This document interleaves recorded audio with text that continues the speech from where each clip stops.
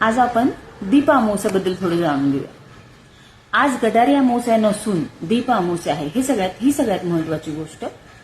आजच्या दिवशी आपल्या घरातले सगळे दिवे स्वच्छ करून त्यांची पूजा करा आणि असाच उजेड असाच प्रकाश आमच्या आयुष्यात येऊ दे आणि सगळे अडथळे दूर होऊन आमचं आयुष्य देखील असंच प्रज्वलित होऊ दे अशी विश मागा.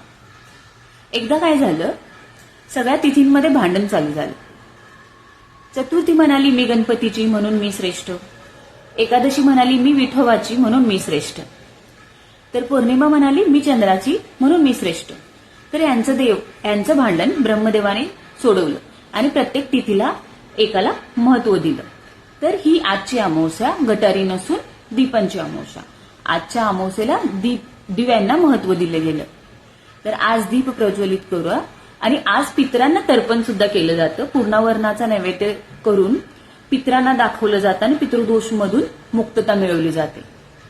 तर आज पितृदोष मुक्तता आणि दीप पूजन ह्या दोन्ही गोष्टी करा. थँक्यू.